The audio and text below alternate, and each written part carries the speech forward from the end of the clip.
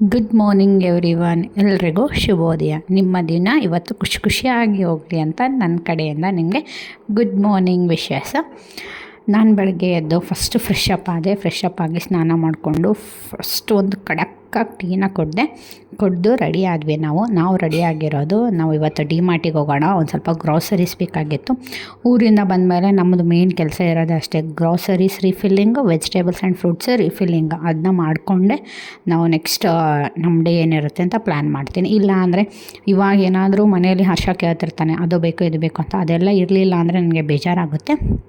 Groceries ಎಲ್ಲ refilling ಆದಮೇಲೆ vegetables ಎಲ್ಲ ತೆಗೆದು ಬಾಕ್ಸಲ್ಲಿ ಹಾಕಿ ನೀಟಾಗಿ ಫ್ರಿಜ್ಜಲ್ಲಿ ಎತ್ತಿಡ್ತಾಯಿದ್ದೆ. ಯಾಕಂದರೆ 1 ವೀಕ್ ಬರಬೇಕು ಅಂದರೆ ಫ್ರಿಜ್ಜಲ್ಲಿ ನೀಟಾಗಿ ಇಟ್ಕೋಬೇಕು. ಡೈಲಿ ವೆಜಿಟೇಬಲ್ಸ್ ತರೋಕ್ಕಾಗಲ್ಲ ನನಗೇನೋ ಗೊತ್ತಿಲ್ಲ, ನಾನು ಚೂಸ್ ಮಾಡಿದ ವೆಜಿಟೇಬಲ್ಸೇ ನನಗೆ ಬೇಕು. ಬಿಗ್ ಬಾಸ್ಕೆಟಿಂದನೂ ಆರ್ಡ್ರ್ ಮಾಡ್ಬೋದು, ಬಟ್ ನನಗೆ ಅಷ್ಟು ಇಷ್ಟ ಆಗೋಲ್ಲ.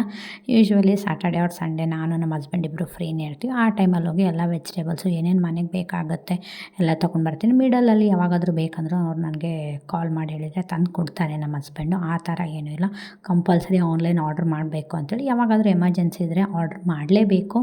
ಬಟ್ ಇವಾಗೇನು ಆ ಥರ ಅನಿಸ್ತಿಲ್ಲ. ಮನೇಲಿ ಹೆಂಗಾದರೂ ಯೂಶ್ವಲಿ ಫ್ರಿಜ್ ಮಾತ್ರ ಇದ್ದೇ ಇರುತ್ತಲ್ವ.